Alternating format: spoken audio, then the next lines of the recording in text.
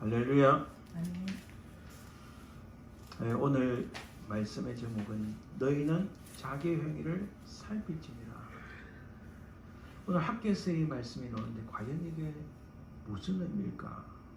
오늘 우리에게 이 말씀은 어떤 의미일까 한번 쳐다봅니다. 우리는 가끔씩 이런 질문을 합니다. 하나님께서는 어떻게 일하시는가? 눈에 보이지 아니하시는 하나님께서 어떻게 우리 속에서 일을 하시는가? 아주 이런 궁극적이고 핵심적인 질문이 우리 속에 있습니다. 하나님께서 일하시는 것은 인간의 역사, 인간의 히스토리 속에서 일을 하십니다.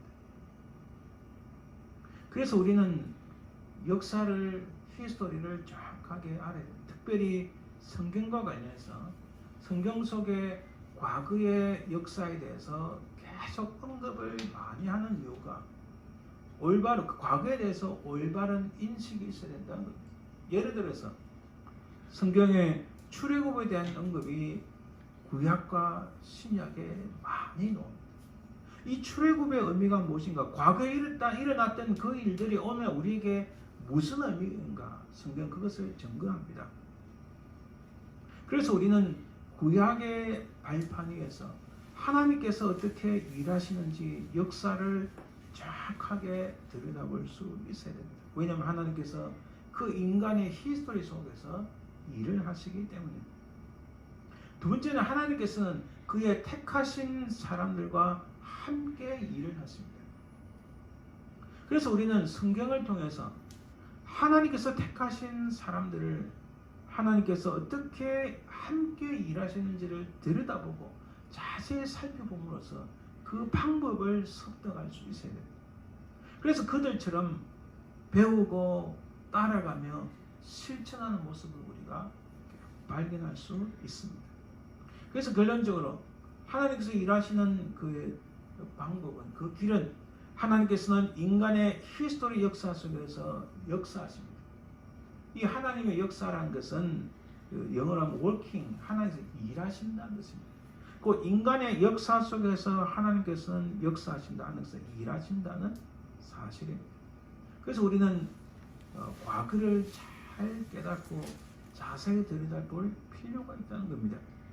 과거 구약의 하나님의 일하심과 그 메시지를 듣고 배워야 하는 이유는 분명합니다.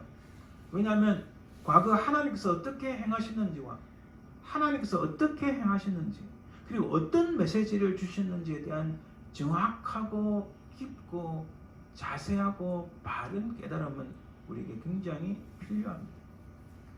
그래서 과거를 잘 들여다봄으로, 잘 깨달음으로 오늘 현재를 살아가는 우리의 모습을 투영하여서 참된 그리스도인의 삶을 이루어내야 된다는 사실입니다.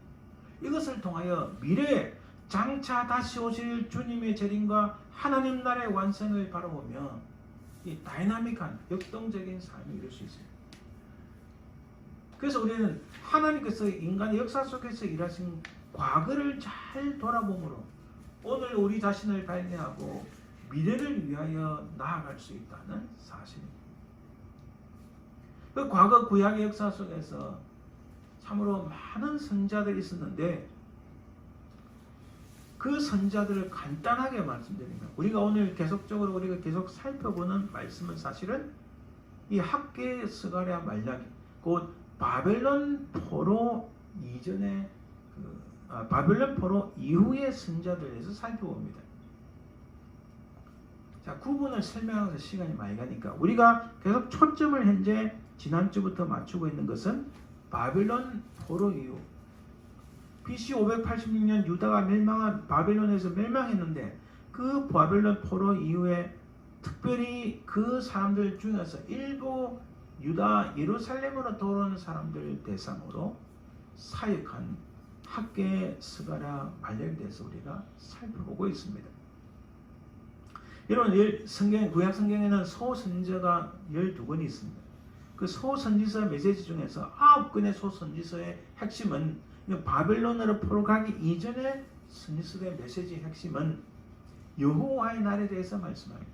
이 여호와의 날은 The Day of the Lord라는 이 의미는 심판과 진노의 날입니다. 선자들이 바벨론에 의해서 멸망하기 직전에 선자들이 계속한 말은 그 날이 온다. 그 날은 무슨 날? 심판과 진노의 날이 온다는 거예요. 근데 여러분 감사하게도요. 이 여호와의 날은 The Day of the Lord는 주의 날입니다. 이 주의 날은 오늘 말하면 주일이라는 거예요. 바로 이 심판과 분노의 날이 예수 그리스도의 십자가의 은혜로 말미암아 심판과 분노의 날이 아니라 기쁨과 감사의 날로 변모했다는 겁니다.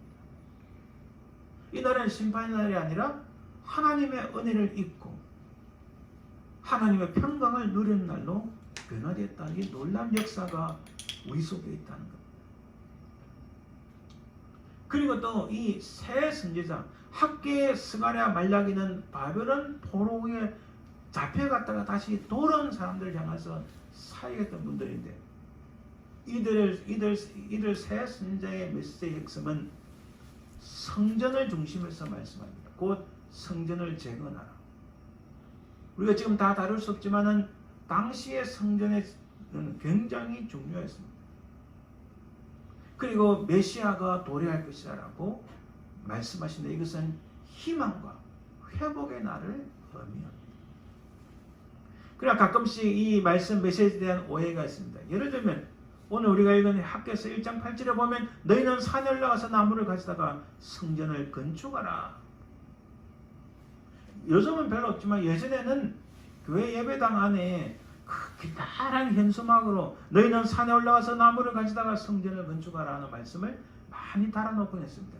과연 이것이 교회 곧 예배당 건축을 위한 말씀입니까? 보다 더 본질적인 말씀은 무엇인가? 우리가 오늘 그것을 탐문해 나가는 겁니다.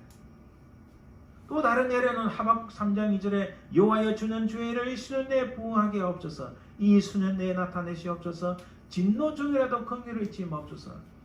많은 교회들이 이것을 부흥의 표로 삼았는데 이것은 이 부흥하게 하옵소서라는 말은 빨리 심판을 행하시옵소서. 하박국 선지자가 보니까 못 견디겠는 거예요. 백성들이 너무 타락하고 하나님을 배역하고 온 이방 민족들이 하나님을 대적하는 모습을 보니 못 견디겠는데 하나님의 일을 빨리 행하시옵소서. 무슨 일이요? 심판과 진노 일을 행하라는 말씀이에요. 우리가 가끔씩 성경에 대한 본문에 오해가 있는데 오늘 우리 이 학교에서 1장의 말씀은 무엇인가 자세히 살펴보길 원합니다. 오늘 학교에서의 말씀의 배경은 바벨론에서 귀환했습니다. 그들이 생각하기를 왜 우리가 멸망했는가? 왜 우리가 멸망했는가? 가장 중요한 두 가지로는 첫째는 우리의 조상들이 하나님을 배역하였다. 하나님을 떠났다라는 결론을 내렸고 또 하나는 하나님의 성전이 무너졌다. 구약에서는요. 하나님의 성전은 그들 삶의 중심이었습니다. 그 중심이 무너졌다는 거예요. 그래서 그들은 바벨론에서 돌아와서 성전을 건축하기 시작합니다.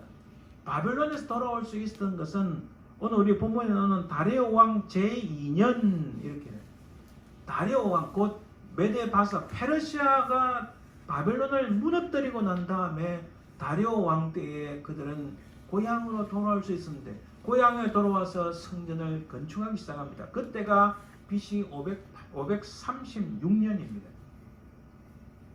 그러나 성전을 건축하려고 했지만은 이 땅은 여전히 대제국 페르시아의 식민지였습니다.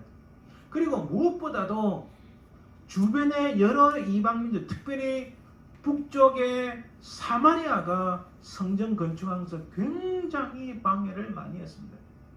현실적으로 어려움이 계속 많았습니다. 또한 성전 건축하는데 모든 시간을 들일 수는 없잖아요. 자신도 먹고 살아야 되는데 그 현실적인 삶에 의해서 성전을 건축하다가 1년 만에 중단하고 맙니다.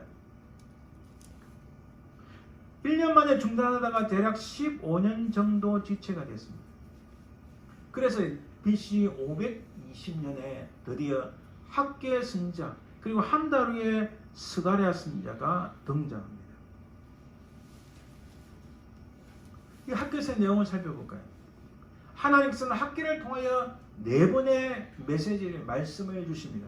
그 말씀을 주실 때 앞에 꼭 이 말씀이 있어요. 여호와의 말씀이 선지하기로 말미암아 임하니라. 여호와의 말씀이 임하니라는 이 말씀은 굉장히 중요합니다. 이것은 인간 학계의 말이 아니라 어떤 공회에 합의된 어떤 도출된 토론으로 해서 나온 그런 말씀이 아니라 하나님께서 직접 하신 말씀, 분명한 하나님의 말씀임을, 하나님의 메시지임을 확증하고 있습니다. 그리고 오늘 본문 안에서도요, 여호와가 말하노라는 말씀을 이 1장에서 6번이나 말씀합니다. 이게 얼마나 놀라운 말씀입니까?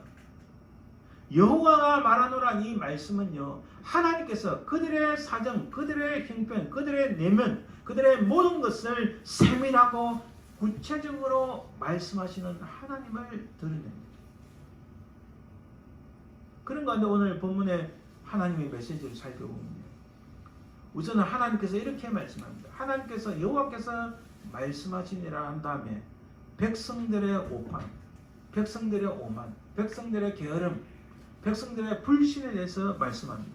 1장 2절에 이렇게 말씀합니다. 이 백성이 말하기를 여호와의 전을 건축할 시기가 이르지 아니하였다 하느니라.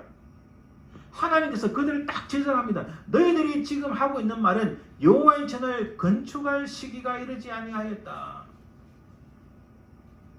BC 536년에 성전을 건축하다가 1년 만에 스탑했는데, 스탑하고 나서 15년이 지난 후에도 여전히 성전을 건축하지 않고 있는데 그들이 하는 말이 아직은 때가 아닙니다 라고 말하고 있다. 너희들 그렇게 말하고 있는 거야 라고 말씀하시는 거예요. 그리고 1장 4절에 하나님께서 이렇게 말씀하십니다. 이 성전이 황폐하였거늘 너희가 이때에 판벽한 집에 거주하는 것이 옳으냐. 아하. 아직 성전을 건축할 시기가 아니다라고 말하는 그 이면에는 여호와의 전은 황폐하겠는데 너희들은 판벽한 집에 살고 있다. 좋은 집에 럭셔리한 하우스에 살고 있다. 이렇게 지적합니다.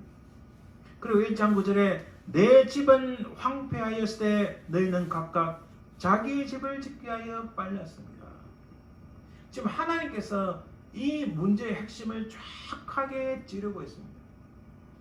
너희들이 아직 때가 아니라고 말을 하지만은 실제로 보니까 너희들 집을 멋지게 럭셔리하게 꾸미게 바빴지 하나님의 성전을 짓는 데는 아무런 관심이 없다라고 핵심을 찔러 말씀하십니다. 이것을 우리가 자세히 살펴보면 이렇습니다. 하나님께서는 이 집은 황폐했다. 이 집은, 그리고 너희의 집은, 여기 우리 성경에서는요, 여호와의 전을 이 4절에 보면 이 성전이 되는데, 원래 이 성전이라는 이 말씀은요, 이 집이란 거예요. 이 집. 이 히브리어는 바이트란 건데, 이 집, 곧 하나님의 집. 이 집은 황폐한데 너희 집은, 너희 집도 같은 단어 썼습니다. 바이트. 너희 집은 완벽한 집이다. 하나님께서 이렇게 똑같은 단어와 유사단을 통해서 정확하게 그들의 문제점을 지적합니다. 이 집 하나님의 집은 황폐한데 너희 집은 완벽한 집이다라고 말씀합니다. 이 완벽한이라는 단어가 무슨 뜻일까요? 이것은 패널 혹은 카본. 자, 이것은, 자, 이거 보세요. 제가 그림을 하나 가지고 왔습니다. 우리 집 거실에 걸려있는 그림인데, 과거 옛날 제가 한국에서 정용것 화백님이 제 손을 가지고 그림을 그리신 겁니다. 이 그림을 가지고 제가 미국에 왔는데, 미네소타 제가 기숙사에 살 때, 그 기숙사에서 일대 청소를 하면서, 청소 용역업체가 이 좋은, 이 멋진 그림의 펜을 아주 둘레를 감싸고 있는 부분을 부러뜨리고 말았어요. 그래서 제가 너무 안타까워서 학교에다 연락해서 보험으로 처리를 했습니다. 그리고 이것을 학교에서 어디 가서 맡기로 했는데, 저는 한국에서 얼마 주고 했는지 잘 기억이 안 나지 않지만은 여기도 뭐 그렇게 비싸게 생각하지 못했습니다. 그래 가서 제일 싸게 했는데 그림에 보시면 테두리가 멋지잖아요. 이 테두리를 새로 한 겁니다. 테두리 제일 싼 거 했는데 당시로 400불을 줬어요. 이게 패널입니다. 중간에 그림을 더 멋지게 보이게 하고 분명하게 보이게 하고 잘 보호하기 위하여 테두리를 멋지게 하는 겁니다. 이것도 최고 비싼 게 아니에요. 그런데도 400불이나 들었어요. 물론 학교에서 페이를 해준 거지만 바로 이것이 패널드, 즉 아름답게 멋지게 꾸며졌다는 겁니다. 너희 집은 판배가, 너희 집은 패널드, 너희 집은 카벌드, 너희 집의 지붕은 덮어져 있다. 너희 집은 잘 꾸며져 있다. 이 말은 하나님의 성전은 반대로 보면 하나님의 성전은 지금 지붕도 없다는 이야기로 볼 수 있어요. 하나님의 성전은 외벽도 없다는 의미로 볼 수 있는 겁니다. 완전히 초라한 그 모습 그 자체입니다. 바로 이런 사실을 하나님께서는 분명하게 다 그들의 오판, 그들의 불신, 그들의 행위를 정확하게 지적하고 계십니다. 그래서 하나님께서 물으십니다. 그래 그렇게 사는 것이 옳은 것이냐라고 그들에게 물으시는 거예요. 그게 어디에 말씀에 나오는 겁니까? 4절 후반부에 이때에 판배간 집에 거주하는 것이 옳으냐. 그래 그렇게 사는 것이 옳은 것이냐, 그렇게 사는 것이 올바른 것이냐라고 질문하십니다. 때가 아니라는 변명이 고작 자신들의 삶을 평온하게 하기 위한 것이라는 이 하나님의 질책을 의미합니다. 이것은 백성들의 삶과 미래 우선순위가 틀렸다는 겁니다. 그들의 삶에, 그들의 행위에, 그들의 살아가는 모든 과정이 우선순위가 잘못되었다는 겁니다. 이들이 고향 유다 베들레헴에 돌아와서 하나님의 성전을 짓기로 했는데 그 상황에서 그들 삶의 가장 최우선이 무엇입니까? 그들이 생각할 때 우리가 멸망한 이유는 과거 조상들이 죄를 범했고 하나님의 성전이 무너졌기 때문이라고 결론 내렸고 그렇게 깨달았다면 이 하나님의 성전을 짓는데 최우선순위를 두어야 되지 않겠습니까? 그것을 저버렸다는 겁니다. 우선순위가 잘못됐다는 겁니다. 우리 자신들의 모습은 어떠합니까? 혹시 이 땅에 오늘 21세기와 그 당시하고 많이 차이 나지만은 그 삶의 행위, 삶에 살아가는 모습은 동일합니다. 신앙과 믿음은 동일합니다. 혹시 이들처럼 우리의 모습도 우리의 것을 하기에 빠르지 않습니까? 하나님 나라의 것을 취하기보다 이 세상의 것을 취하기에 빠른 우리의 모습을 아닙니까? 예배보다는 예배당을 더 중시 여기고 사람보다는 물질을 더 귀중히 여기고 사람의 영혼을 불쌍히 여기고 그가 정말 주님을 만나도록 그를 돕고 그를 위로하고 그를 격려하고 그가 믿음을 가지도록 계속 도와주는 것보다는 사람의 숫자를 생각하고 물질을 생각하고 혹시 이런 것이 우리의 모습이 아닙니까? 복음보다는 믿는 자로서 교회는 복음을 가장 우선시 여기고 예수 그리스도의 복음을 가장 먼저 앞세워야 하는데 그 복음보다는 자신 알지 못하게 또는 혹은 은근슬쩍 의도적으로 자신의 경험을 앞세우고 자신의 지식을 앞세우는 것은 아닙니까? 이 모든 것이 다 우선순위가 잘못되어 있다는 겁니다. 그때나 지금이나 믿는 자들의 가장 최우선 순위는 하나님 말씀에 순종하고 하나님 말씀을 붙잡고 우리 주 예수 그리스도의 복음을 신실하게 붙잡아서 그분의 가신 길을 따라가는 것입니다. 입술로는 그러지만은 입술로는 하나님을 예배한다지만은 사실 정작은 예배당을 더 귀하게 여기고 사람의 한 영혼을 귀하게 생각보다는 숫자를 생각하고 하나님의 말씀보다 복음보다는 자신의 지식과 경험을 앞세우는 것이 오늘날 우리의 모습 아닙니까? 다른 사람이 아닙니다. 바로 우리의 모습이 아닙니까? 그래서 하나님께서 우리에게 이들에게 물으신 것처럼 물으시는 거예요. 그래 그렇게 사는 것이 옳으냐? 여러분 이 하나님의 질문을 깨닫지 못하면 평생토록 하나님 앞에서 우선순위가 잘못되는 거예요. 여기에 하나님께서 경고하고 명령하십니다. 1장 5절과 7절에 동일한 말씀이 나옵니다. 그러므로 이제 만군의 여호와가 이같이 말하노니 너희는 너희의 행위를 살필지니라. 아니 도대체 오늘 우리 설교 제목이 있습니다. 너희는 자기의 행위를 살펴라는 이 말씀이 도대체 무슨 의미인가? 행위를 살피라는 이 말씀은 행위를이라는 말씀 히브리어는 알바이케켐이란 말.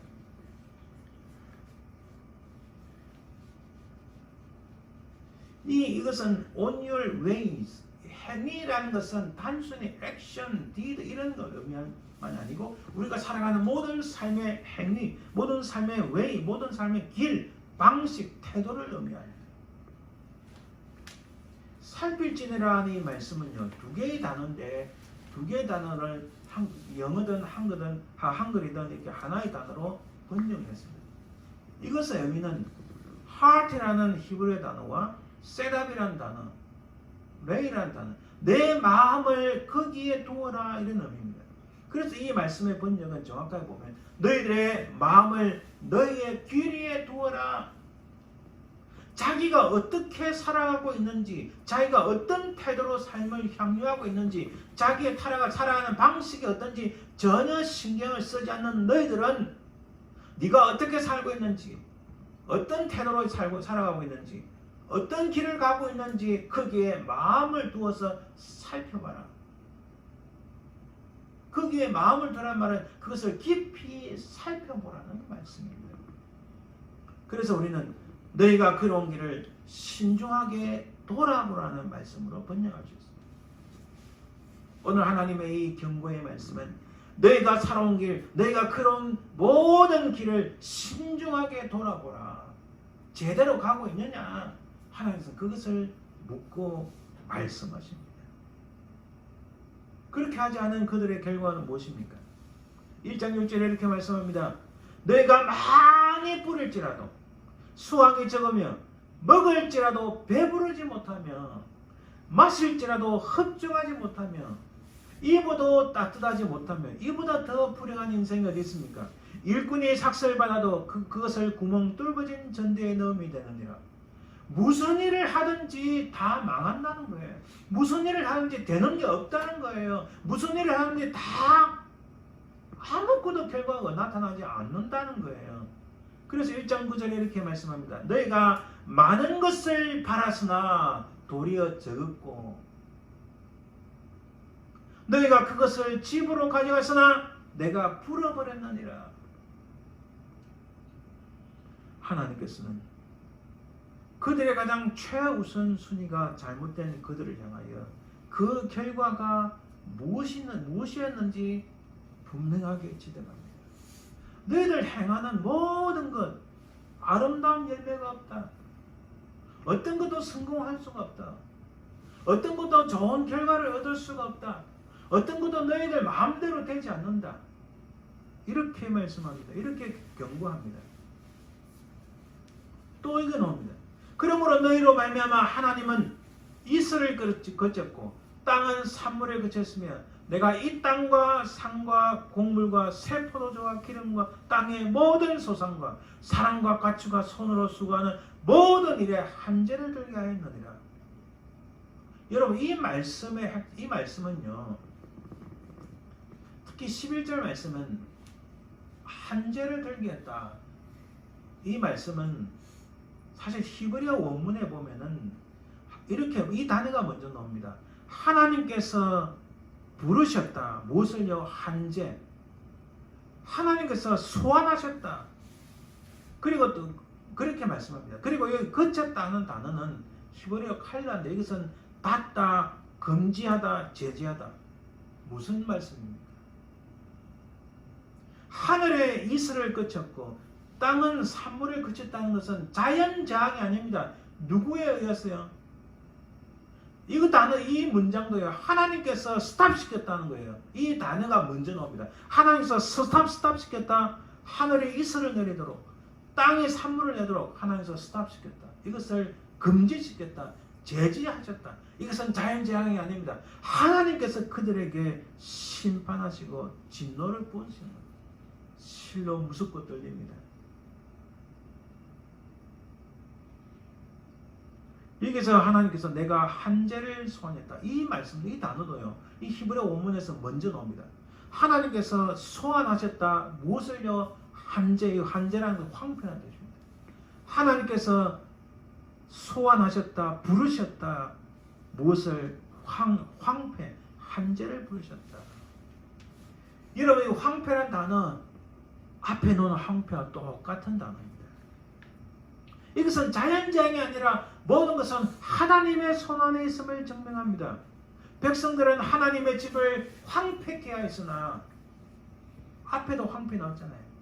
백성들은 하나님의 전을 황폐케 하였으나 하나님께서는 그들의 모든 것을 황폐케 하셨다.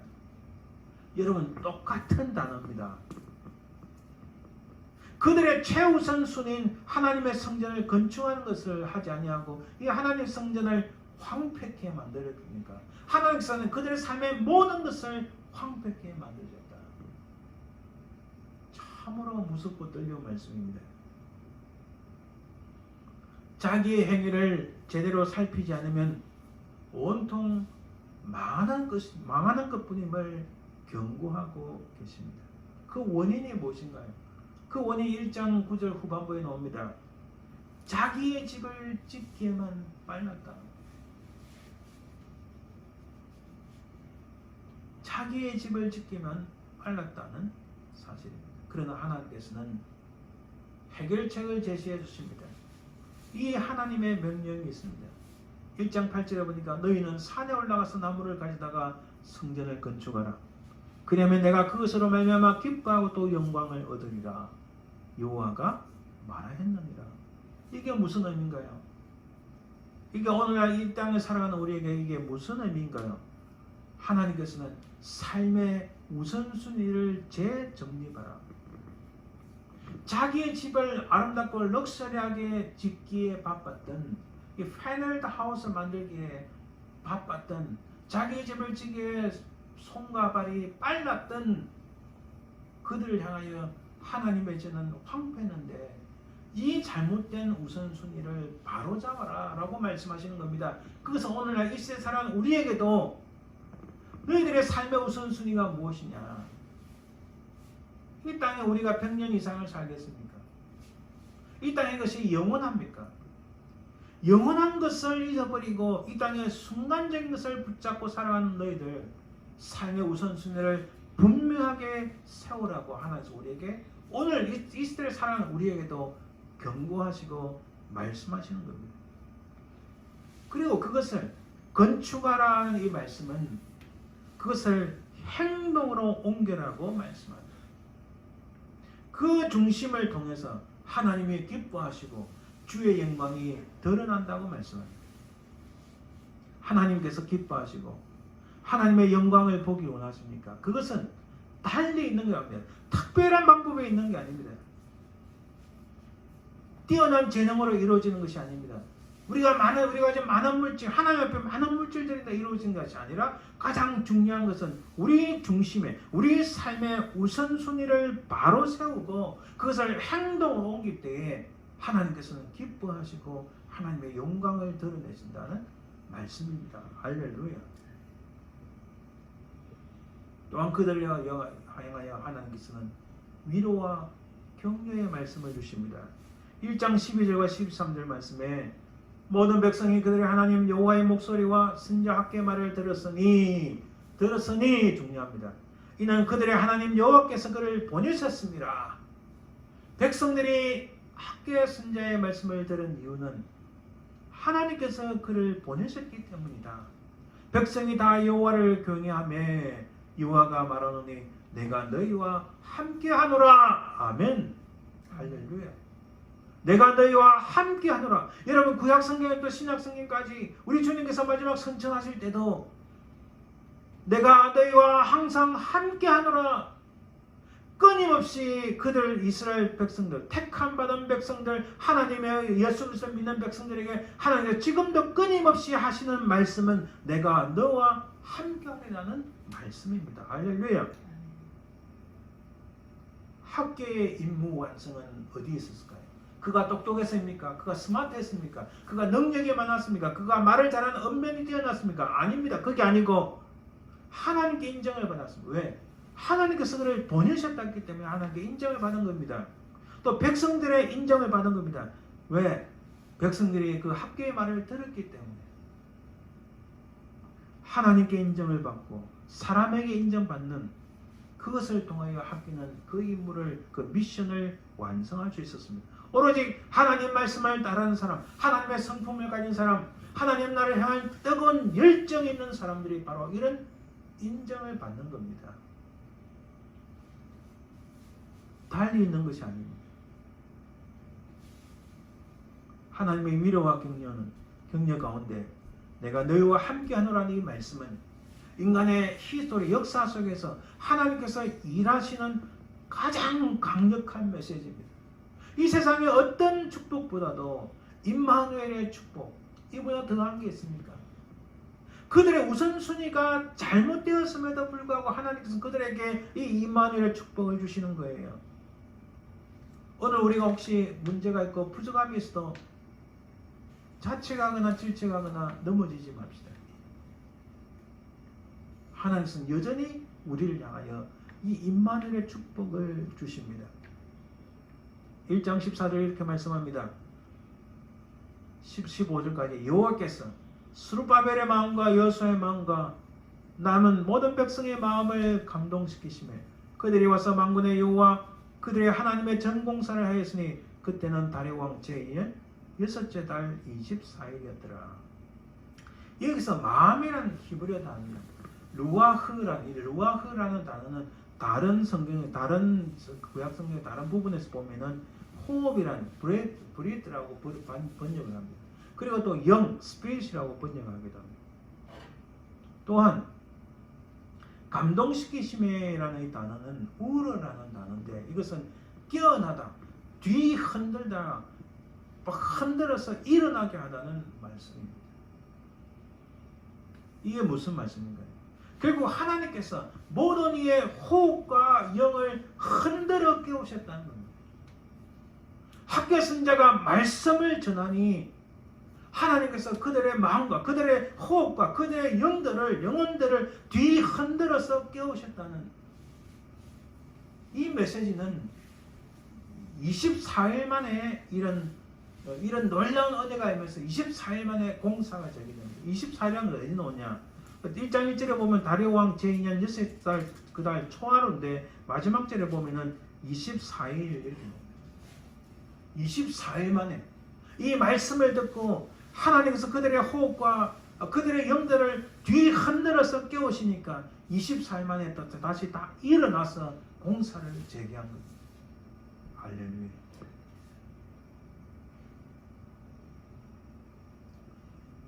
이렇게 하나님께서 그들을 뒤흔들어 깨우셨다는 영어로 스tirup이라고 하는데 이 STIR 단어를 가지고 제가 생각해 봤습니다. 이 단어에 혹시 이런 거 아닌가?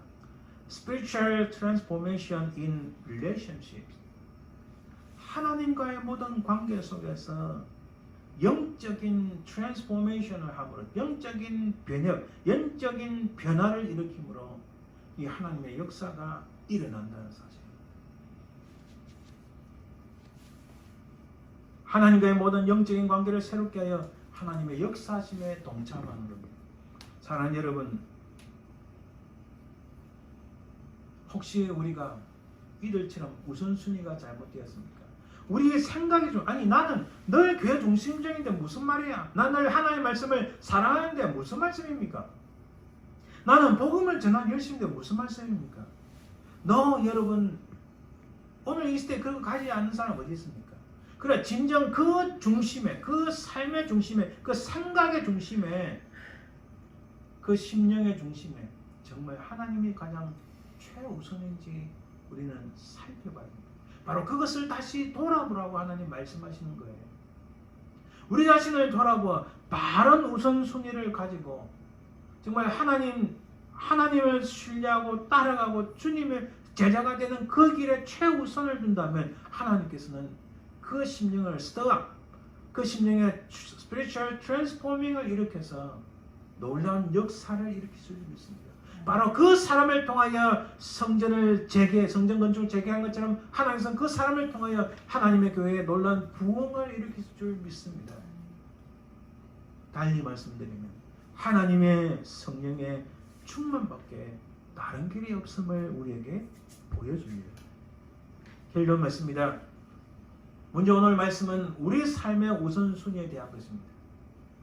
성경 재건의 가장 핵심은 하나님과의 관계에 대한 것을 의미합니다. 단순한 건축을 하는 그 의미보다도 더 중요한 것은 하나님의 것을 가장 중요하게 여기고 하나님과의 관계를 가장 최우선으로 여기라는 말씀입니다. 여기서는 하나님과의 관계를 회복하라는 말씀입니다.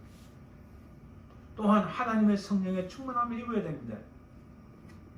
그들이 부족하고 연약했지만 그들의 삶의 우선순위를 제대로 돌릴 때 하나님께서는 학계 선자를 통하여 말씀하시고 그리고 그들의 호흡과 그들의 영을 뒤흔들어 깨워서 24일 만에 성전을 건축하는데 다시 동참할 수 있도록 만드신 것처럼 우리가 우리 삶의 우선순위를 바로 세울 때 하나님의 성령의 역사가 일어날 줄 믿습니다. 하나님의 성령께서 우리에게 지혜를 주시고 우리에게 능력을 주시고 사람을 붙여주신 역사로 말미암아 하나님의 일하심이 하나님의 역사가 우리 가운데 일어날 줄 믿습니다.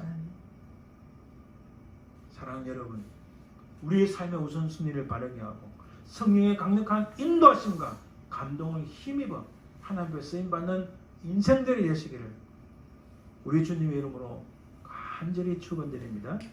기도합니다.